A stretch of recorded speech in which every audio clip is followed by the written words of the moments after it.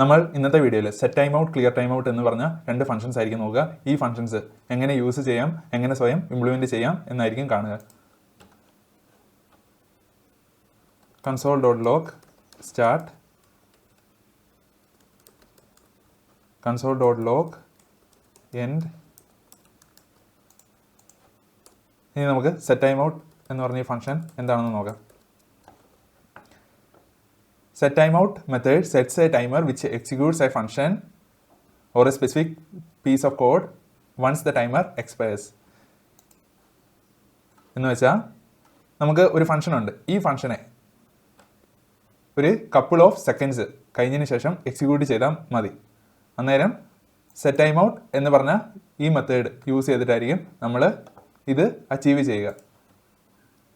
Set time ഔട്ടിൻ്റെ ഇൻപുട്ടായിട്ട് വരിക ഒരു ഫംഗ്ഷനും എത്ര മില്ലി സെക്കൻഡ് കഴിഞ്ഞിട്ട് ആ ഫംഗ്ഷൻ എക്സിക്യൂട്ട് ചെയ്യണം എന്ന് പറയുന്ന ഒരു പാരാമീറ്ററും ഡിലേ. സെറ്റ് ടൈം ഔട്ടിൻ്റെ സിൻടാക്സ് ഇങ്ങനെയാണ് വരുന്നത്: കോഡ് ഡിലേ. സെറ്റ് ടൈം ഔട്ടിൽ ഫസ്റ്റ് ഒരു ഫംഗ്ഷൻ നമ്മൾ കൊടുക്കും. ഈ ഫംഗ്ഷൻ എത്ര മില്ലി സെക്കൻഡ് കഴിഞ്ഞ് എക്സിക്യൂട്ട് ചെയ്യണം? 1000 മില്ലി സെക്കൻഡ് എന്ന് വെച്ചാൽ ഒരു സെക്കൻഡ് കഴിഞ്ഞതിന് ശേഷം ഈ ഫംഗ്ഷൻ എക്സിക്യൂട്ട് ആയാൽ മതി. 1 × 1000 എന്ന് വെച്ചാൽ 1000 മില്ലി സെക്കൻഡ്. 1 സെക്കൻഡ് കഴിഞ്ഞിട്ട് വേണം ഈ കോഡ് എക്സിക്യൂട്ട് ചെയ്യാൻ. Time out executed.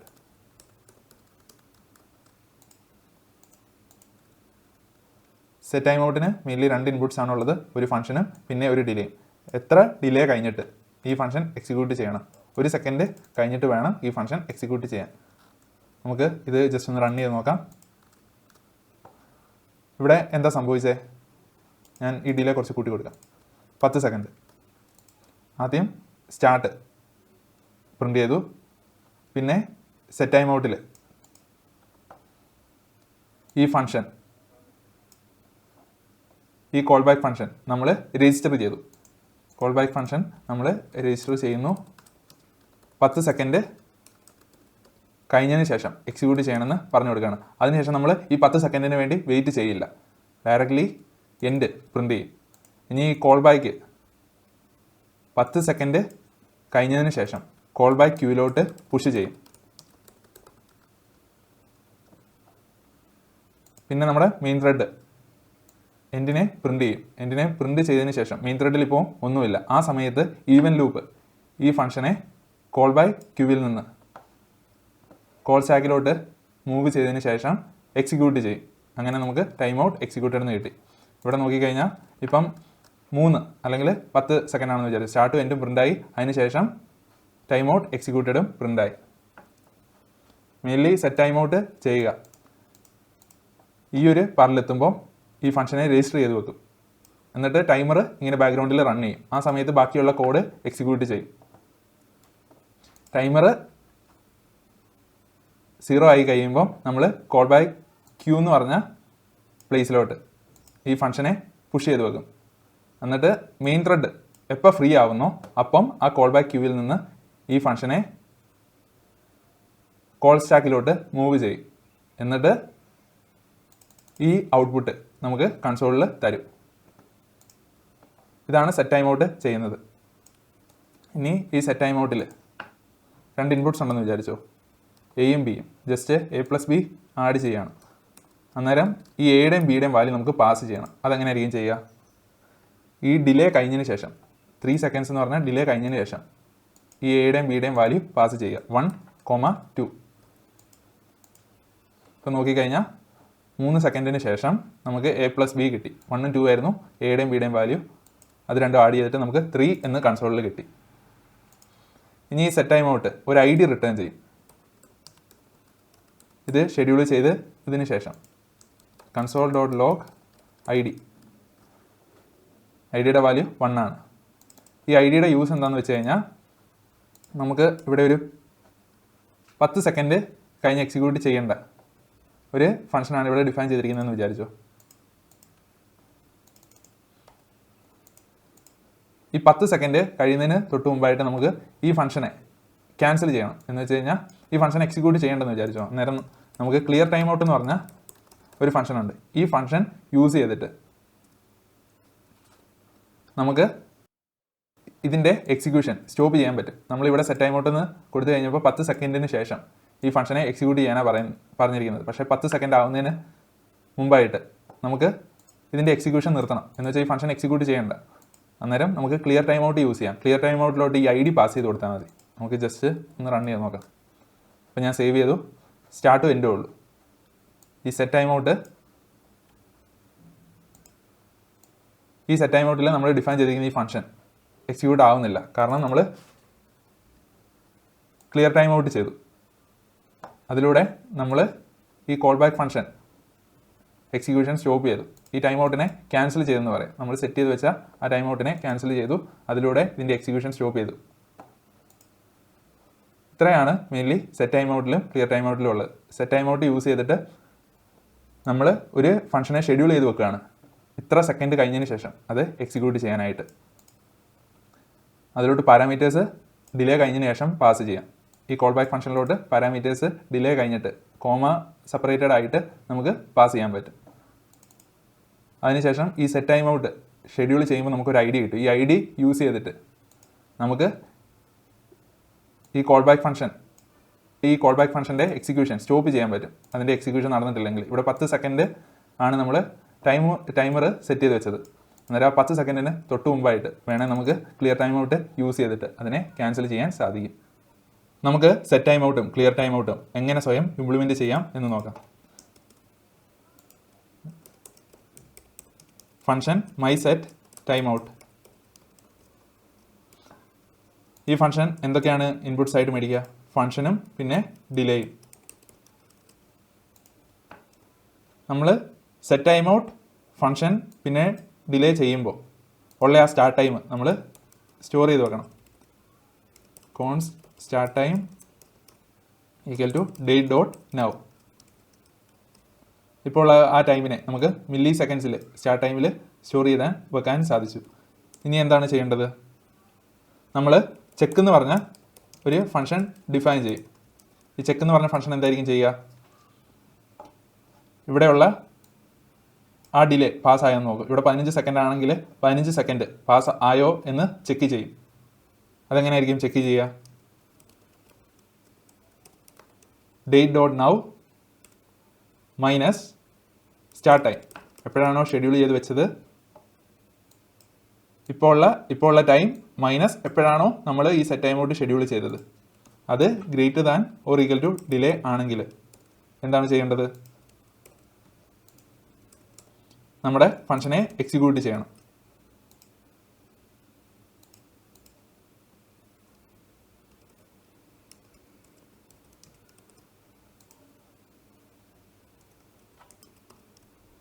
അല്ലെങ്കിലോ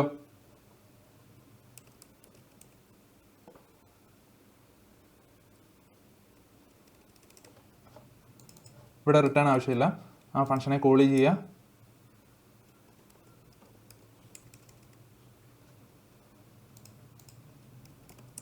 അല്ലെങ്കിൽ ആ ഫംഗ്ഷനെ റിപ്പീറ്റഡ്ലി കോൾ ചെയ്തുകൊണ്ടിരിക്കുക. ഇവിടെ എന്താണ്, നമ്മൾ ഓരോ സമയത്തും ചെക്ക് ചെയ്തുകൊണ്ടിരിക്കുകയാണ് അത്രയും സെക്കൻഡ്സ് പാസ്സായോന്ന്. പാസ്സായെങ്കിൽ നമ്മൾ ഫംഗ്ഷനെ കോൾ ചെയ്യും, ഇല്ലെങ്കിൽ റിക്കേഴ്സീവ്ലി ഈ ഫംഗ്ഷനെ call ചെയ്തുകൊണ്ടേയിരിക്കും.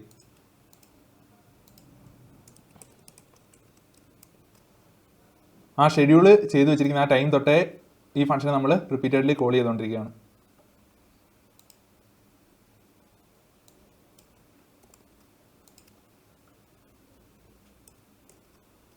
my set timeout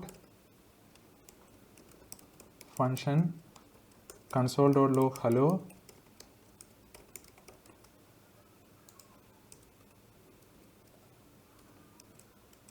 thousand.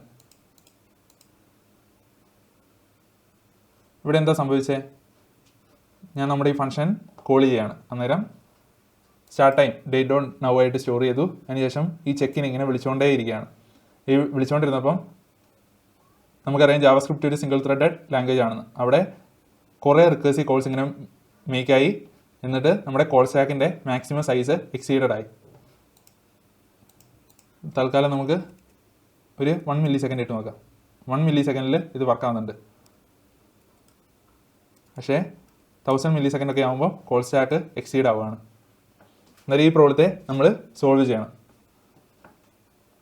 അതിനുവേണ്ടി നമ്മൾ റിക്വസ്റ്റ് ഐഡിയൽ കോൾ ബാക്ക് എന്ന് പറഞ്ഞ ഈ മെത്തേഡ് യൂസ് ചെയ്യും.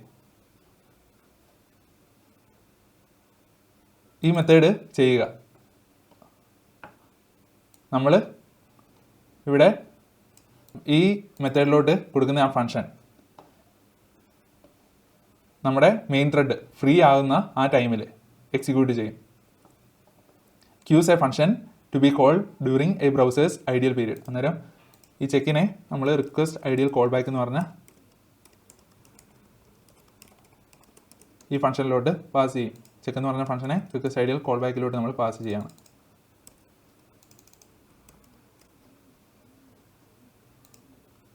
ഇനി നമുക്ക് ആ സെയിം ലോജിക്ക് ഒന്ന് എക്സിക്യൂട്ട് ചെയ്ത് നോക്കാം. 3 സെക്കൻഡ്സിന് ശേഷം 3000 കൊടുത്തുകൊണ്ട് 3 സെക്കൻഡ്സിന് ശേഷം ഇവിടെ ഹലോ എന്ന് വന്നു. ഇനി നമുക്ക് 2-3 ആർഗ്യുമെന്റ്സ് ഉണ്ടായിരുന്നു എന്ന് വെച്ചോ. Function A B console dot log A plus B. അന്നേരം എയും ബിയും കൂടെ ഫംഗ്ഷനിലോട്ട് പാസ് ചെയ്യണം. അന്നേരം എന്തായിരിക്കും ചെയ്യുക? ഇവിടെയായിട്ട് നമ്മൾ റെസ്റ്റ് ഓപ്പറേറ്റർ യൂസ് ചെയ്യും. എന്നിട്ട് ആർക്സ് എന്ന് കൊടുക്കും. ഇനി ഈ ഫംഗ്ഷനിലോട്ട് നമ്മൾ ആ ആർക്സിനെ പാസ് ചെയ്യും. എയും ബി അല്ല ഇവിടെ വരുന്നത്, 10ഉം 20ഉം കൊടുക്കാം. 2 വാല്യൂസ് കൊടുക്കണമല്ലോ.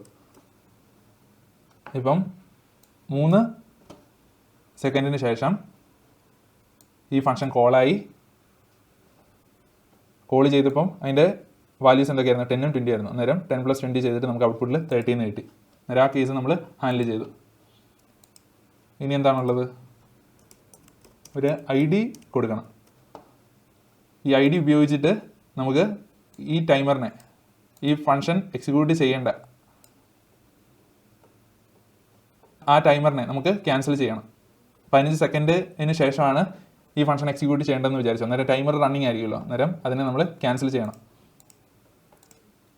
അതിന് ക്ലിയർ ടൈം ഔട്ട് ID എന്ന് കൊടുത്ത് നമുക്ക് ആ ടൈമറിനെ ക്യാൻസൽ ചെയ്യാൻ സാധിക്കും. അതാണ് അതിൻ്റെ മെയിൻ യൂസ് കേസ് ആയിട്ട് വരുന്നത്. ഈ ID റിട്ടേൺ ചെയ്ത് കഴിഞ്ഞാൽ ഈ ID യൂസ് ചെയ്തിട്ട് നമുക്ക് ആ ടൈമറിനെ ക്യാൻസൽ ചെയ്യാൻ സാധിക്കും. അന്നേരം ID റിട്ടേൺ ചെയ്യണം. അന്നേരം നമുക്ക് ഓരോരോ ID ജനറേറ്റ് ചെയ്യുന്നത് നോക്കാം. ഫസ്റ്റ് ഞാൻ 0 എന്ന് പറഞ്ഞൊരു ID കൊടുക്കുകയാണ്. ടൈമർ ID എന്ന് കൊടുക്കാം. ടൈമർ ID 0 വേണ്ട, നമുക്ക് 1 എന്ന് തന്നെ കൊടുക്കാം. ഇനി നമ്മൾ ഈ ഫംഗ്ഷനെ കോൾ ചെയ്യുമ്പോൾ ഈ ടൈമർ ID റിട്ടേൺ ചെയ്യണം. Return timer ID. ഫസ്റ്റ് നമുക്ക് 0 എന്ന് നോക്കാം. അതാകുമ്പോൾ ഇവിടെ നമുക്ക് ടൈമർ ID കൂട്ടാം.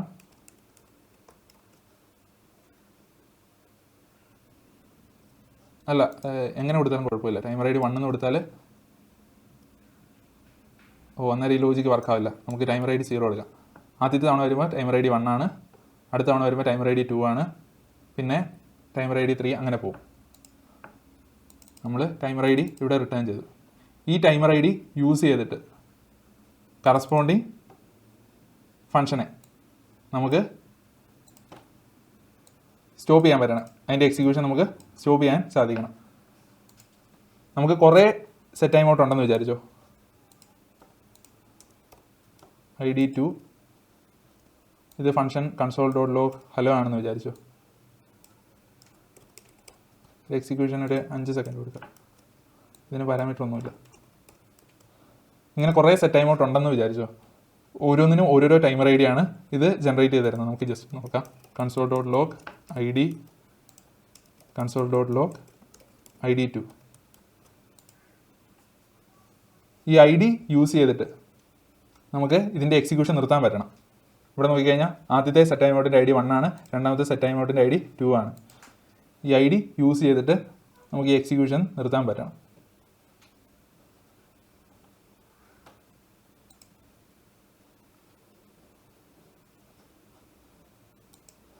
അതിനുവേണ്ടി നമ്മൾ ചെയ്യുക,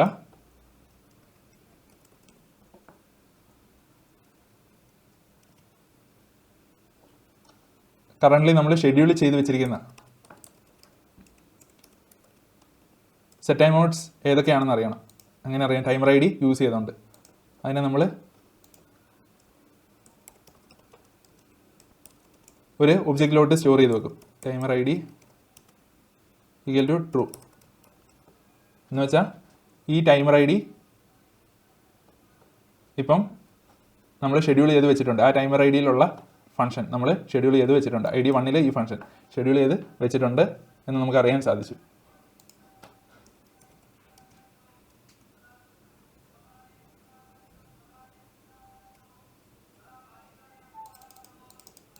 ഇനി ക്ലിയർ ടൈം ഔട്ടിൽ എന്തായിരിക്കും സംഭവിക്കുക? ഈ ID നമ്മൾ പാസ് ചെയ്യായിരിക്കും. ക്ലിയർ മൈ ടൈം ഔട്ട് എന്ന് കൊടുക്കാം. മൈ ക്ലിയർ ടൈം ഔട്ട് എന്ന് കൊടുക്കാം. മൈ ക്ലിയർ ടൈം ഔട്ട് എന്ന് പറഞ്ഞൊരു ഫംഗ്ഷൻ ഉണ്ടെങ്കിൽ മൈ ക്ലിയർ ടൈം ഔട്ട് ഇത് ID ഇൻപുട്ടായിട്ട് മേടിക്കും. എന്നിട്ട് ഈ ടൈമർ മാപ്പിൽ നിന്ന് ഈ ടൈമർ IDയെ ഡിലീറ്റ് ചെയ്യും.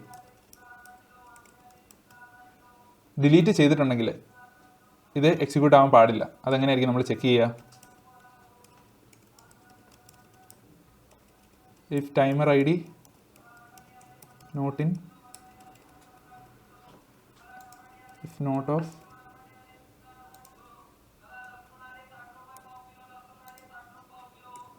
timer ID in timer map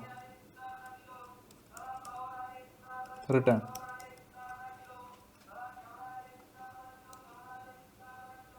നമുക്ക് ജസ്റ്റ് ഒന്ന് നോക്കാം.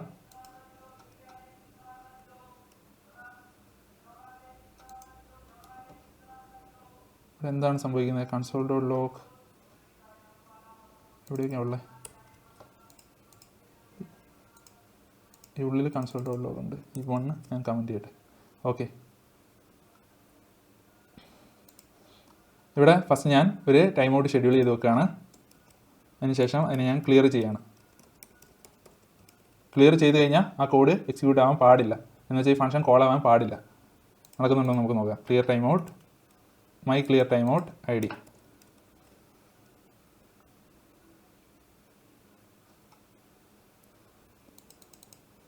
ഞാൻ ഷെഡ്യൂൾ ചെയ്തതിന് ശേഷം അതിനെ ക്ലിയർ ചെയ്തു.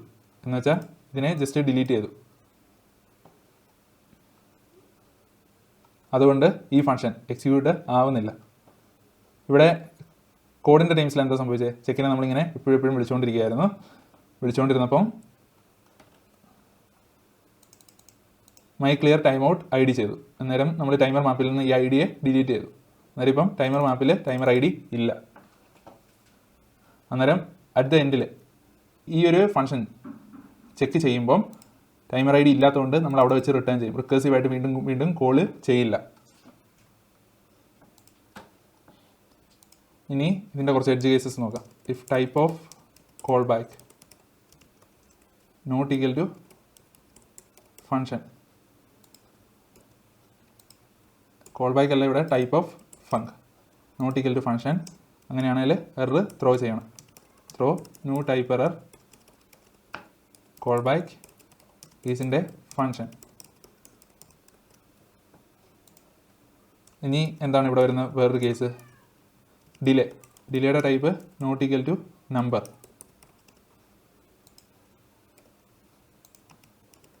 Or or delay less than 0.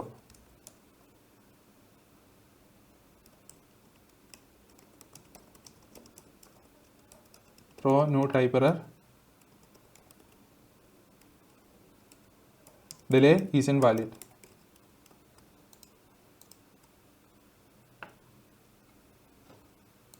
ഇതിലോട്ട് നമുക്ക് ഒരു ഒബ്ജക്റ്റ് വെറുതെ കൊടുത്ത് നോക്കാം. അന്നേരം ഡിലേ ഈസ് ഇൻവാലിഡ് എന്ന് വരുന്നുണ്ട്. ആ രണ്ട് കേസസ് നമ്മൾ ഹാൻഡിൽ ചെയ്തു. If ID in timer map ID timer മാപ്പിൽ ഉണ്ടെങ്കിൽ മാത്രമേ അതിനെ ഡിലീറ്റ് ചെയ്യാവുള്ളൂ. അങ്ങനെ എല്ലാ എഡ്ജ് കേസസും നമ്മൾ ഹാൻഡിൽ ചെയ്തു.